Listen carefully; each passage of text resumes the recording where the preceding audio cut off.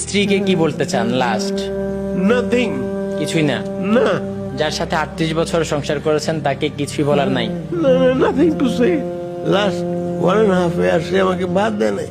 ও, আমি পারচেস করে কিনতাম, কিনে সেই ভাতটা আমি 2 বেলা খেতাম। আর লক্ষ লক্ষ টাকা দিয়েছি যাতে তার কোনো অসুবিধা না হয়। বের হয়ে যা, বের হয়ে যা, এটা আমার ভাষা। মানে আপনাকে এইভাবে বলতেছিলেন? হ্যাঁ, তুই তখন তো তুই ফুল মারছেও ঘরের মধ্যে।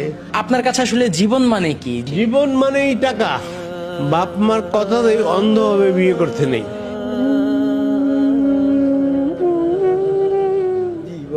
কেমন আছেন? ভালো আছি। আপনার গ্রামের বাড়ি কোথায়?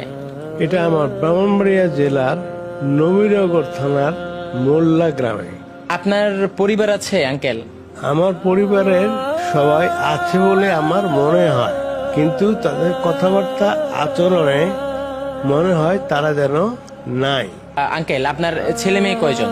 ছেলে 1জন, মেয়ে 2জন। নাম কি তাদের? জানুয়ারিতে থেকে তার বয়স হচ্ছে 37 প্রায়। নাম আমিনুর রহমান।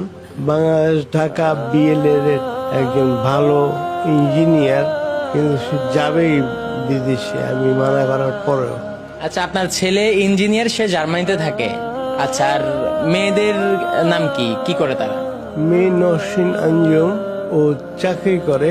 আচ্ছা, আপনার বড় মেয়ে জব করে, আর ছোট মেয়ের কি অবস্থা, সে কি করে? ছোট মেয়ে মেট্রিক পাস করার পরে এখন লেখাপড়া করে বিজিবি কলেজে। তাহলে ছোট মেয়েকে এখনো বিয়ে দেননি? না না না। বড় মেয়েকে বিয়ে দিয়েছে? হ্যাঁ, জি জি। নাতি নাত করেছে?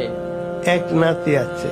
আচ্ছা কাকা, আপনার পরিবার আছে, আপনার ছেলে মেয়ে সবাই ঠিকঠাক মতো বসবাস করতেছে, কেউ দেশের বাইরে ভালো অবস্থানে আছে, কেউ দেশে জব করতেছে, শিক্ষিত পরিবার।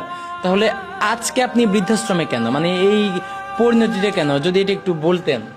এই পরিণতিটা আমি নিজেও বলতে পারবো না। তো মনে হয় আমার ওয়াইফ এর কারণ বিদেশি। বিয়ের সময় আমি বিদেশ থেকে আসছি, তারা বিয়ে করাইছে আমাকে, আমি জানিও না ঠিক মতো।